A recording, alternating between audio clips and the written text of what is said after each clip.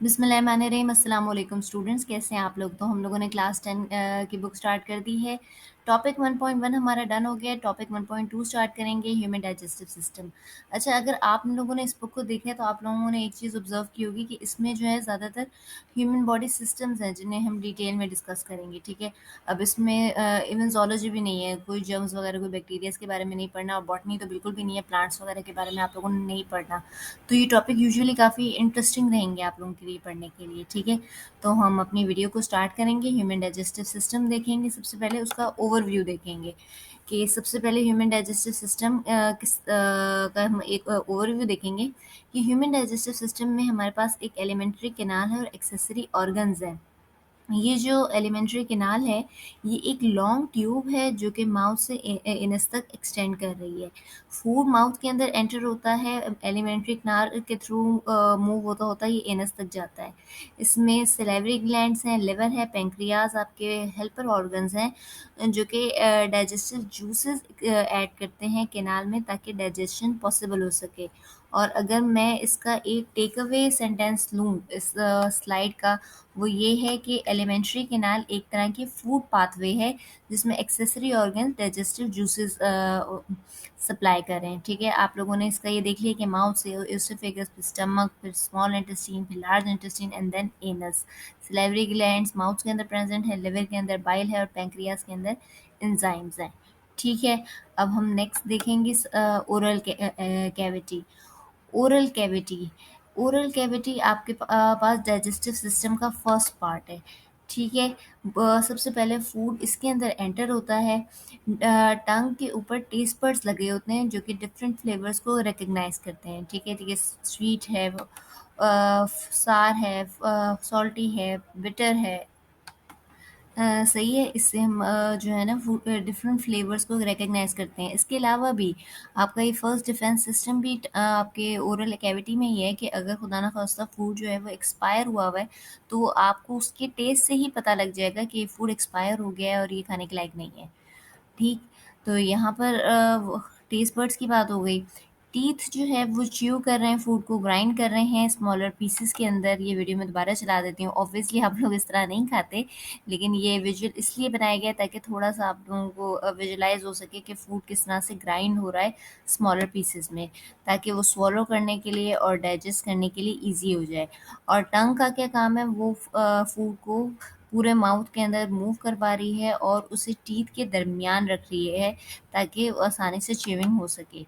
ठीक, यहाँ पर आपको ओरल कैविटी का फंक्शन समझ में आया होगा। इसके बाद क्या हो रहा है कि ये आपकी मैकेनिकल डाइजेशन थी जो कि ओरल कैविटी के अंदर हो रही थी। इसके अलावा केमिकल डाइजेशन भी हो रही है सिलाइवरी ग्लैंड्स की हेल्प से। सिलाइवरी ग्लैंड के थ्री पेयर्स हैं जो कि सिलाइवा रिलीज कर रहे हैं माउथ के अंदर। सिलाइवा वाटर, म्यूकस और एंजाइम सिलाइवरी एमाइलेज का मिक्सचर है। वाटर और म्यूकस फूड को मॉइस्चन कर रहे हैं, उसको सॉफ्ट कर रहे हैं ताकि च्यूइंग और swallowing ईजी हो सके। सिलाइवरी अमाइलेज कार्बोहाइड्रेट्स के ऊपर एक्ट करती है और डाइजेशन स्टार्ट हो जाती है। यानी कि अगर आपने कोई कार्बोहाइड्रेट लिया है, रोटी ली है, चावल लिया है या माल्टोस लिया है, तो वो इस स्टार्च को, जो कि एक कॉम्प्लेक्स कार्बोहाइड्रेट है, उसको माल्टोस में यानी कि सिंपल शुगर में कन्वर्ट कर देगी। सही। अच्छा जी, अभी आपने मैकेनिकल डाइजेशन देख ली, पार्शियल केमिकल डाइजेशन देख ली। उसके बाद हम देखते हैं कि swallowing किस तरह हो रही है। जब फिजिकल और partial chemical digestion oral cavity के अंदर हो गई तो फूड एक सॉफ्ट मास बन गया है जिसे हम बोलस कहते हैं। टंग उस बोलस को माउथ के बैक साइड के ऊपर के तरफ जो है पुश करती है। ये मैं दोबारा चलाती हूँ।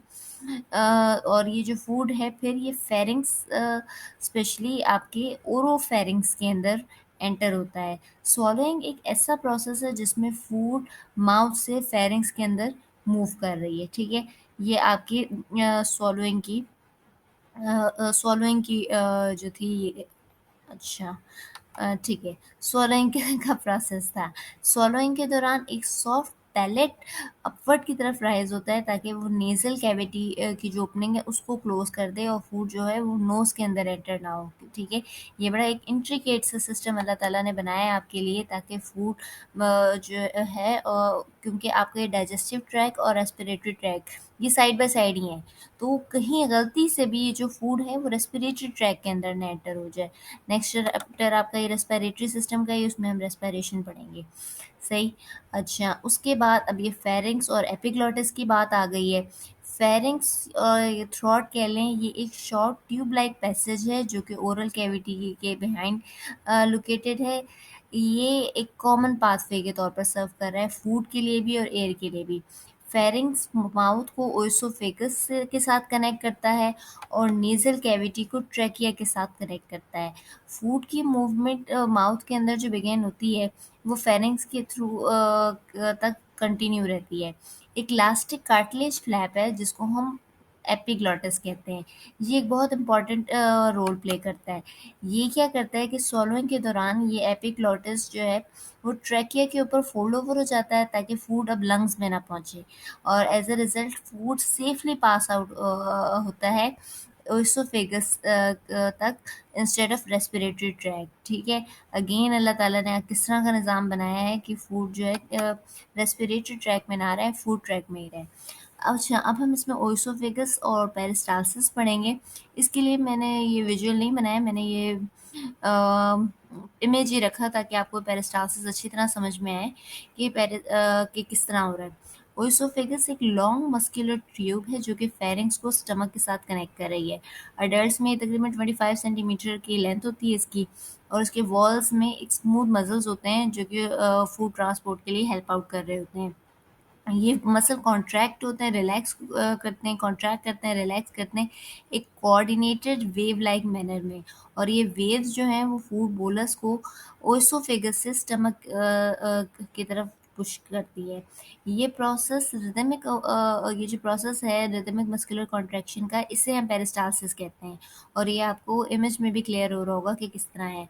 अच्छा, इसी पेरिस्टालसिस में भी अगर लेट्स सपोज आप लेटे हुए भी हैं, ज़रूरी नहीं है आप उठ के बैठे हुए हैं या खड़े हुए में, ये पेरिस्टालसिस इंश्योर करता है कि अगर आप लेटे हुए भी हैं तो फूड स्टमक तक पहुंचे, फूड नहीं आपका अरड़ा। ठीक है, तो ये भी देखें कि कितना माशाल्लाह ये अच्छा और इंट्रिकेट सा सिस्टम है।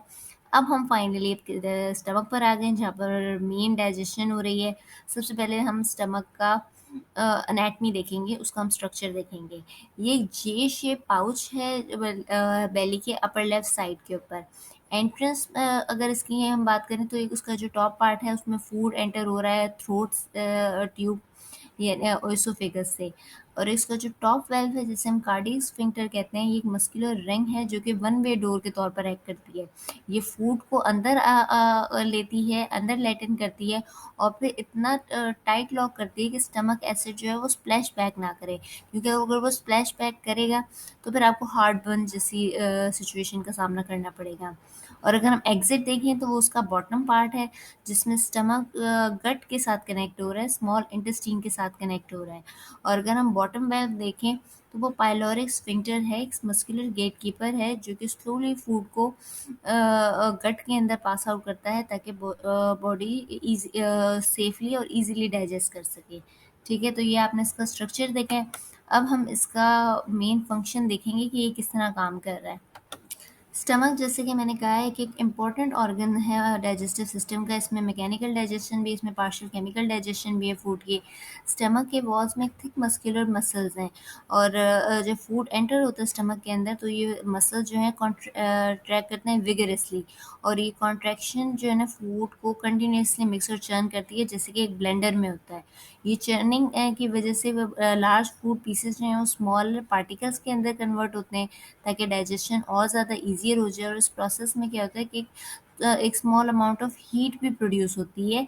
इस हीट की वजह से लिपिड्स मेल्ट डाउन होते हैं और जो कि डाइजेशन को और इजी बनाते हैं और स्टमक जो है वो फूड को जो वो स्मॉल इंटेस्टाइन में फर्दर डाइजेशन होती है उसके लिए प्रिपेयर करते हैं। ठीक है, आगे हम देखेंगे कि किस तरह काम कर रहे हैं कि स्टमक के अंदर जो स्मॉल स्टमक वॉल के अंदर जो स्मॉल गैस्ट्रिक ग्लैंड्स हैं, ये गैस्ट्रिक जूस सिक्रीट करती हैं। गैस्ट्रिक जूस में क्या है?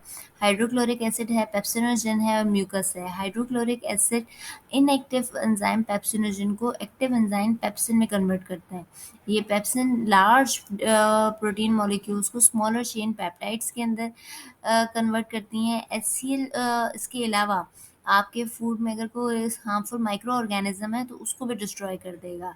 और स्टमक इसके अलावा म्यूकस प्रोड्यूस करता है जो कि स्टमक वॉल पर एक प्रोटेक्टिव लेयर बनाता है।